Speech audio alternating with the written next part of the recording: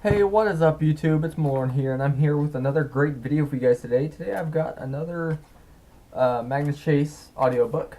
One moment. Magnus Chase, The Sword of Summer. Let me see if I can find, there we go. This time we're going to be doing 3 chapters in one video. So, we've got chapter 4, 5, and 6 to do today. So much. So very much. Alright, chapter 4. Seriously, the dude cannot drive. You've heard about bad Boston drivers? That's my Uncle Randolph. The dude gunned his BMW 528i, of course it had to be a BMW, and shot down Commonwealth Avenue, ignoring the lights, honking at other cars, weaving randomly from lane to lane. You missed a pedestrian, I said. You want to go back and hit her? Randolph was too distracted to answer. He kept glancing at the sky as if looking for storm clouds. He gunned the BMW through the intersection at Exeter. So, I said, where are we going? The bridge. That explained everything. There were like 20 bridges in the Boston area. I ran my hand along the heated leather seat. It had been maybe 6 months since I'd ridden in a car. The last time it had been a social worker's Toyota. Before that, a police cruiser. Both times I'd used a fake name. Both times I'd escaped, but over the past 2 years, I'd come to equate cars with holding cells. I wasn't sure my luck had changed any today. I waited for Randolph to answer any of the nagging little questions I had, like, oh, who's my dad? Who murdered my mom? How did you lose your wife and kids? Are you presently hallucinating? Did you really have to wear that clove-scented cologne? But he was too busy causing traffic havoc. Finally, just to make small talk, I asked, so, who's trying to kill me? He turned right on Arlington. We skirted the public garden, past the equestrian statue of George Washington, the rows of gaslight lampposts and snow-covered hedges. I was tempted to bail out of the car, run to the swan pond and hide in my sleeping bag. Magnus, said Randolph, I've made my life's work studying the Norse exploration of North America. Wow, thanks, I said. That really answered my question. Suddenly Randolph did remind me of Mom. He gave me the same exasperated scowl, the same look over the top of his glasses, like, please, kid, cut the sarcasm. The similarity made my chest ache. Fine, I said, I'll humor you. Norse exploration. You mean the Vikings? Randolph winced. Well, Viking means raider. It's more of a job description. Not all Norse people were Vikings, but yes, those guys. The statue of Leif Erikson. Does that mean the Vikings, or the Norse, discovered Boston? I thought the Pilgrims did that. I could give you a 3-hour lecture on that topic alone. Please don't. Suffice it to say, the Norse explored North America and even built settlements around the year 1000, almost 500 years before Christopher Columbus. Scholars agree on that. I'm sorry, this book is so funny. That's a relief. I hate it when scholars disagree. But no one is sure how far south the Norse sailed. Did they make it to what is now the United States? That statue of Leif Erikson. That was the pet project of a wishful thinker in the 1800s, a man named Aben Horsford. He was convinced that Boston was the lost Norse settlement of Norumbega, their farthest point of exploration. He had an instinct, a gut feeling, but no real proof. Most historians wrote him off as a crackpot. He looked at me meaningfully. Let me guess, you don't think he's a crackpot? I resisted the urge to say, takes one to believe one. Those maps on my desk, Randolph said, they are the proof. My colleagues call them forgeries, but they're not. I staked my reputation on it. And that's why you got fired from Harvard, I thought. The Norse explorers did make it this far, he continued. They were searching for something, and they found it here. One of their ships sank nearby. For years, I thought the shipwreck was in Massachusetts Bay. I sacrificed everything to find it. I bought my own boat, took my wife, my children on expeditions. The last time, his voice broke. The storm came out of nowhere. The fires. He didn't seem anxious to share more, but I got the general idea. He'd lost his family at sea. He really had staked everything on his crazy theory about Vikings in Boston. I felt bad for the guy, sure. I also didn't want to be his next casualty. We stopped at the corner of Boylston and Charles. Maybe I'll just get out here. I tried the handle. The door was locked from the driver's side. Magnus, listen. It's no accident you were born in Boston. Your father wanted you to find what he lost 2,000 years ago. My feet got jumpy. Did you just say 2,000 years? Give or take. I considered screaming and pounding on the window. Would anybody help me? If I could get out of the car, maybe I could find Uncle Frederick and Annabeth. assuming they were any less insane than Randolph. We turned onto Charles Street, heading north between the public garden and the common. Randolph could have been taking me anywhere, Cambridge, the North End, or some out-of-the-way body dump. I tried to keep calm. 2,000 years. That's a longer lifespan than your average dad. Randolph's face reminded me of the man in the moon from old black and white cartoons, pale and rotund, pitted and scarred, with a secretive smile that wasn't very friendly. Magnus, what do you know about Norse mythology? This just gets better and better, I thought. Not much. My mom had a picture book she used to read me when I was little. And weren't there a couple of movies about Thor? Randolph shook his head in disgust. Those movies, ridiculously inaccurate. The real gods of Asgard, Thor, Loki, Odin, and the rest, are much more powerful, much more terrifying than anything Hollywood could concoct. But they're myths. They're not real. Randolph gave me a sort of pitying look. Myths are simply stories about truths we've forgotten. So look, I just remember to have an appointment down the street. A millennium ago, Norse explorers came to this land. Randolph drove us past the Cheers Bay on Beacon Street, where bundled-up tourists were taking photos of themselves in front of the sign. I spotted a crumpled flyer skittering across the sidewalk. It had the word "missing" and an old picture of me. One of the tourists stepped on it. The captain of these explorers, Randolph continued, was a son of the god Skirnir. A son of a god? Really, anywhere around here is good. I can walk. This man carried a very special item, Randolph said, something that once belonged to your father. When the Norse ship went down in a storm, that item was lost, but you have the ability to find it. I tried the door again, still locked. The really bad part, the more Randolph talked, the less I could convince myself that he was nuts. God. His story seeped into my mind. Storms, wolves, gods, Asgard. The words clicked into place like pieces of a puzzle I'd never had the courage to finish. I was starting to believe him, and that scared the baked beans out of me. Randolph whipped around the access road for Sorrow Drive. He parked at a meter on Cambridge Street. To the north, past the elevated tracks of the Mass General T station, rose the stone towers of the Longfellow Bridge. That's where we're going? I asked. Randolph fished for quarters in his cup holder. All these years, it was so much closer than I realized. I just needed you. I'm definitely feeling the love. You're 16 today. Randolph's eyes danced with excitement. It's a perfect day for you to reclaim your birthright, but it's also what your enemies have been waiting for. We have to find it first. But trust me a little while longer, Magnus. Once we have the weapon... Weapon? Now my birthright is a weapon? Once you have it in your possession, you'll be much safer. I can explain everything to you. I can help you train for what's to come. He opened his car door. Before he could get out, I grabbed his wrist. I usually avoid touching people. Physical contact creeps me out, but I needed his full attention. Give me one answer, I said. One clear answer, without the rumbling and the history lectures. You said you knew my dad. Who is he? Randolph placed his hand over mine, which made me squirm. His palm was too rough and callous for a history professor's. On my life, Magnus, I swear this is the truth. Your father is a Norse god. Now hurry, we're in a 20-minute parking spot. Chapter 5. I've always wanted to destroy a bridge. You can't drop a bombshell like that and walk away, I yelled as Randolph walked away. Despite his cane and his stiff leg, the guy could really move. It was like an Olympic gold medalist in hobbling. He forged ahead, climbing the sidewalk of the Longfellow Bridge as I jogged after him, the wind screaming in my ears. The morning commuters were coming in from Cambridge. A single line of cars was backed up the length of the span, barely moving. You'd think my uncle and I would be the only ones dumb enough to walk across the bridge in sub-zero weather, but this being Boston, half a dozen runners were chugging along, looking like emaciated seals in their lycra bodysuits. A mom with 2 kids bundled in a stroller was walking on the opposite sidewalk. Her kids looked about as happy as I felt. My uncle was still 15 feet ahead of me.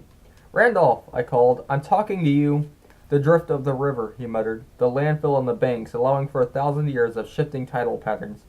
Yo! I cut the sleeve of his cashmere coat. Rewind to the part about a Norse god being my pappy. Randolph scanned our surroundings.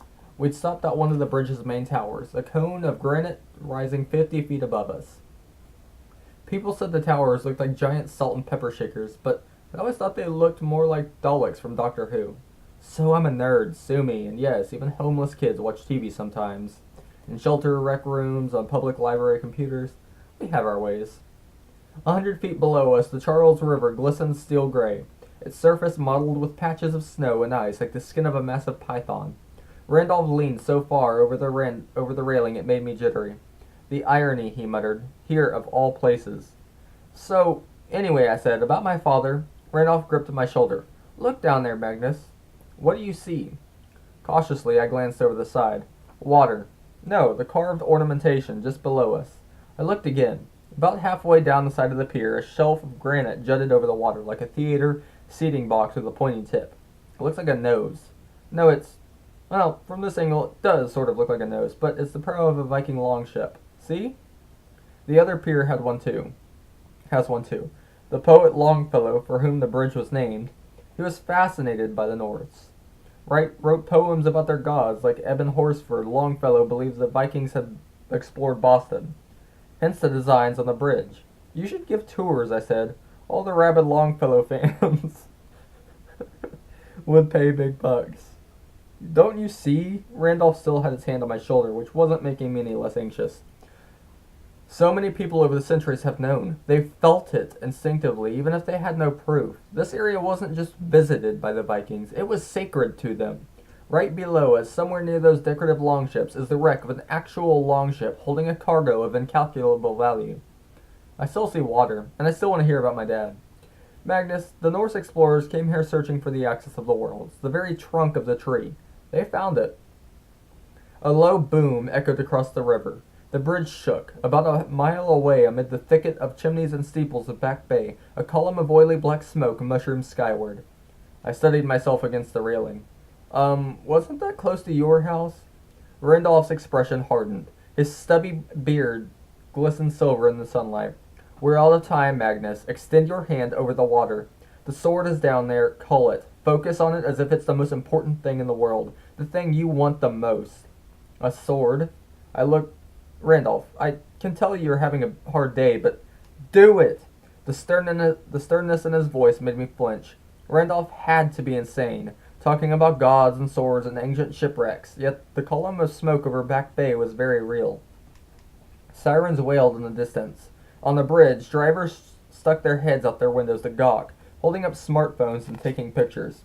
And as much as I wanted to deny it, Randolph's words resonated with me. For the first time, I felt like my body was humming at the right frequency, like I'd finally been tuned to match the crappy soundtrack of my life. I stretched my hand out over the river. Nothing happened. Of course nothing happened, I shouted to myself. What were you expecting?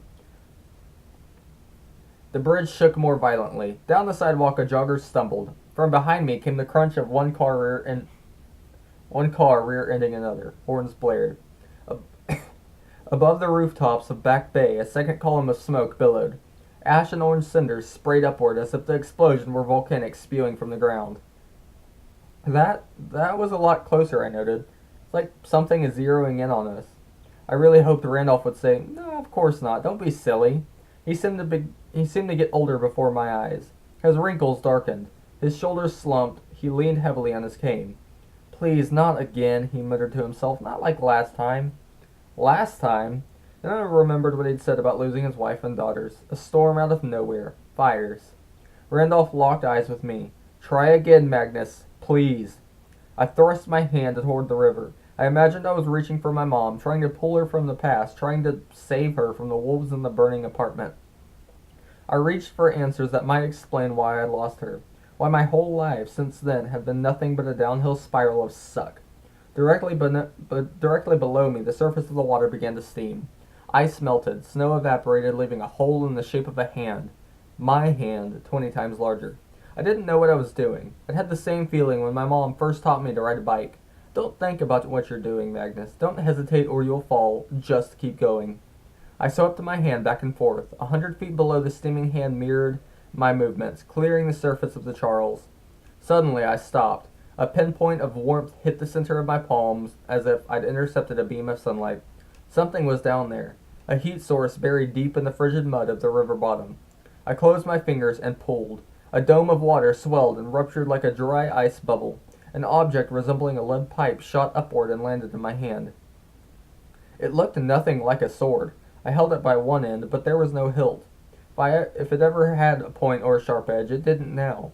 The thing was about the right size for a blade, but it was so pitted and corroded, so encrusted with barnacles and glistening with mud and slime, I couldn't even be sure it was metal. In short, it was the saddest, flimsiest, most disgusting piece of scrap I'd ever magically pulled from the river. At last! Randolph lifted his eyes to the heavens.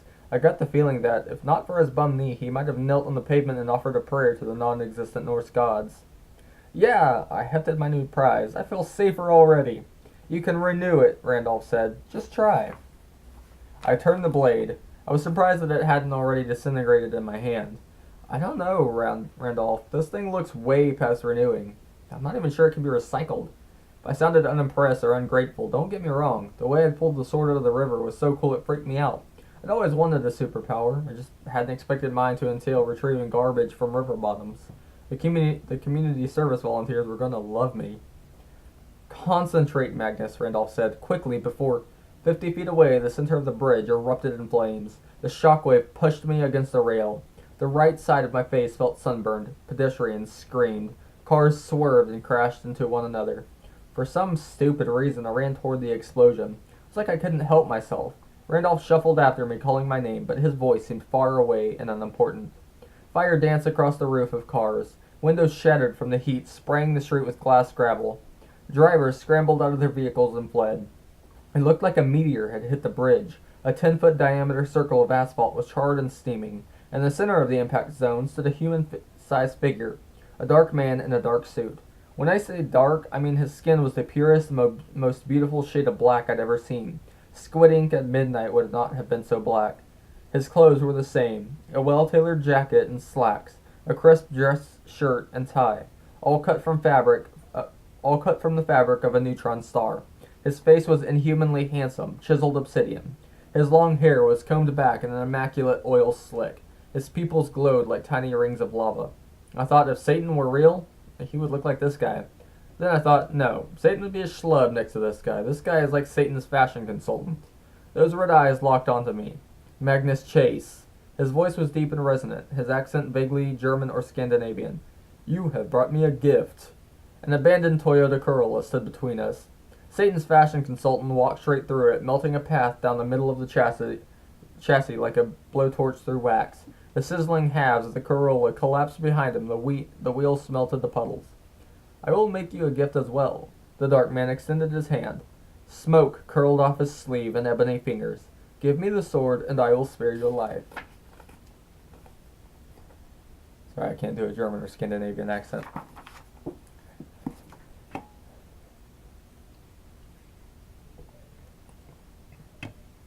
Also, sorry that I keep doing this. My nose is tickling like a lot right now. It's kind of annoying. Chapter 6. Make way for ducklings, or they will smack you upside the head. I'd seen some weird stuff in my life. I once watched a crowd of people wearing nothing but Speedos and Santa hats jog down Boylston in the middle of winter. I met a guy who could play the harmonica with his nose, a drum set with his feet, a guitar with his hands, and a xylophone with his butt, all at the same time. I knew a woman who'd adopted a grocery cart and named it Clarence. Then there was the dude who claimed to be from Alpha Centauri and had philosophical conversations with Canada geese. So, a well-dressed satanic male model who could melt cars. Why not? My brain just kind of expanded to accommodate the weirdness. The dark man waited, his hand outstretched. The air around him rippled with heat. About 100 feet down the span, a red line commuter train ground to a halt. The conductor gawked at the chaos in front of her. Two joggers tried to pull a guy from a half-crushed Prius. The lady with the double stroller was unfastening her screaming kids, the stroller's wheels having melted into ovals. Standing next to her, instead of helping, one idiot held up his smartphone and tried to film the destruction.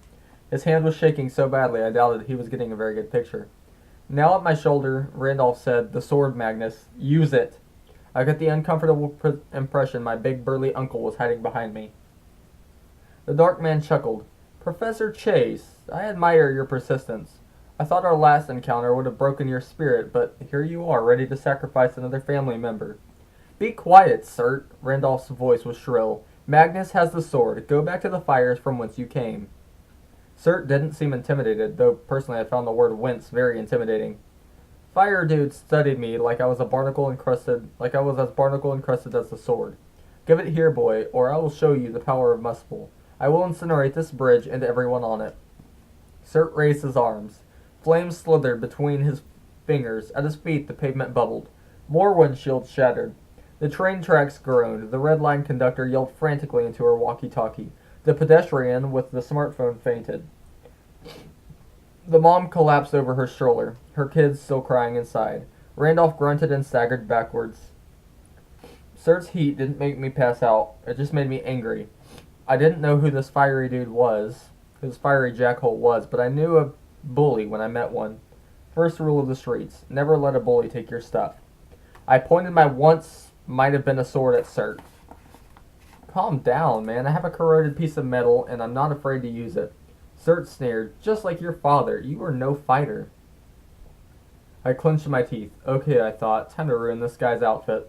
But before I could take action, something whizzed past my ear and smacked Surt in the forehead. Had it been a real arrow, Surt would have been in trouble. Fortunately for him, it was a plastic toy projectile with a pink heart for a point. A Valentine's Day novelty, I guess. It hit Surt between the eyes with a cheerful squeak, fell to his feet, and promptly melted. Surt blinked. He looked as confused as I was. Behind me, a familiar voice shouted, "Run, kid!" Charging up the bridge came my buddies Blitz and Hearth. Well, I say charging. That implies it was impressive. It really wasn't. For some reason, Blitz had donned a broad-brimmed hat and sunglasses along with his black trench coat, so he looked like a grungy, very short Italian priest. In his gloved hands, he wielded a fearsome wooden dowel with a bright yellow traffic sign that read, "Make way for ducklings." Hearth's red-striped scarf trailed behind him like limp wings. He knocked another arrow in his pink plastic cupid's bow and fired at Surt. Bless their demented little hearts. I understood where they got the ridiculous weapons. The toy store on Charles Street. I panhandled in front of that place sometimes, and they had that stuff in their window display. Somehow Blitz and Hearth must have followed me here. In their rush, they'd done a smash and grab of the nearest deadly objects. Being crazed homeless guys, they hadn't chosen very well. Dumb and pointless? You bet, but it warmed my heart that they wanted to look out for me. "We'll cover you!" Blitz charged by me. "Run!" Surt hadn't been expecting an attack by lightly armed bums. He stood there while Blitz smacked him across the head with the make way for ducklings sign. Hearth's next squeaky arrow misfired and hit me in the butt. "Hey," I complained. Being deaf, Hearth couldn't hear me. He ran past me in the battle, thwacking Surt in the chest with his plastic bow. Uncle Randolph grabbed my arm. He was wheezing badly. "Magnus, we have to go. Now." Maybe I should have run, but I stood there frozen, watching my only two friends attack the Dark Lord of Fire with cheap plastic toys. Finally, Surt tired of the game. He backhanded Hearth and sent him flying across the pavement. He kicked Blitz in the chest so hard the little guy stumbled backward and landed on his butt right in front of me. Enough! Surt extended his arm. From his open palm, fire spiraled and elongated until he was holding a curved sword made entirely of white flame. "I am annoyed now. You will all die." "God's galoshes," Blitz stammered. "That's not just any fire giant. That's the black one." "As opposed to the yellow one?" I wanted to ask, but the sight of the flaming sword kind of stifled my will to joke. Around Surt, flames began to swirl. The firestorm spiraled outward, melting cars to slag heaps, liquefying the pavement, popping rivets from the bridge like champagne corks. I'd only thought it was warm before. Now Surt was really turning up the temperature. Hearth slumped against the railing about 30 feet away. The unconscious pedestrians and trapped motorists wouldn't last long either. Even if the flames didn't touch them, they'd die from asphyxiation or heat stroke. But for some reason, the heat still didn't bother me. Randolph stumbled, hanging off my arm with his full weight. Blitz, I said, "get my uncle out of here. Drag him if you have to." Blitz's sunglasses were steaming. The brim of his hat was beginning to smolder. "Kid, you can't fight that guy. That's Surt, the black one himself." "You said that already. But Hearth and me, we're supposed to protect you." I wanted to snap. "And you're doing a great job with the make way for ducklings sign, but what could I expect from a couple of homeless dudes? They weren't exactly commandos. They were just my friends. There was no way I'd let them die defending me. As for Uncle Randolph, I hardly knew the guy. I didn't much like him, but he was family. He'd said he couldn't stand to lose another family member. Yeah, well, neither could I. This time, I wasn't going to run away. "Go," I told Blitz. "I'll get Hearth." Somehow Blitz managed to hold up my uncle. Together, they stumbled off. Surt laughed. The sword will be mine, boy. You cannot change fate. I will reduce your world to cinders. I turned to face him. You're starting to aggravate me. I have to kill you now. I walked into the wall of flames. Alright, guys. That's chapter 4, 5, and 6 by... 4, 5, and 6? I think. Maybe. Pretty sure. Pretty sure. Pretty sure. Pretty sure. Yeah, pretty sure. Alright, guys, that's chapter 4, 5, and 6 by Rick, of the Magnus Chase, sort of summer, by Rick Riordan. Wow, that's sad. If you enjoyed the video, make sure to drop a like, comment, and subscribe to my channel if you did, and I'll see you guys next time on my next video. Peace out. Ooh.